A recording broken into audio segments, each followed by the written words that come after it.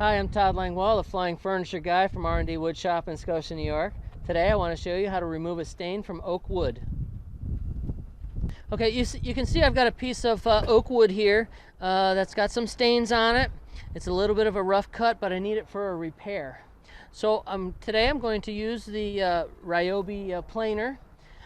When you use the planer, make sure you use ear protection. If you're outside, you probably don't need a mask, but if you're inside, you probably should use a dust mask as well. So whatever you do to one side of a board as far as the planing process goes, you really need to do to the back side. So I'm going to plane both sides of this real quick for you so you can see what this looks like when we're done.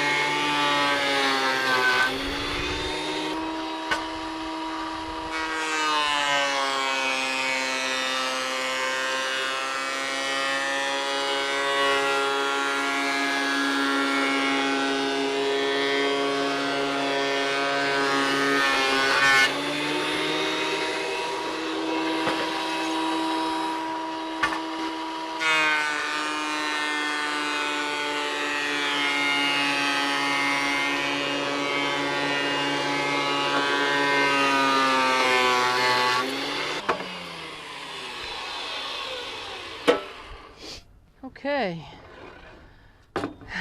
you can see that the Ryobi planer has planed off all the damage, the saw marks, the debris that was on there.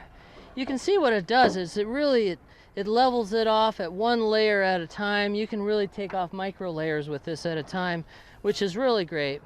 You do have to remember that the kerf, there's a cutting kerf about 3 inches from both ends of the wood, and that is typical for almost any type of a planer. This area is typically not used. You usually cut that off. If you do need to use it, you're going to need to sand it first because there's always variations in that wood. And I'm Todd Langwell, the flying furniture guy from R&D Wood Shop, and this was how to remove stain from oak wood.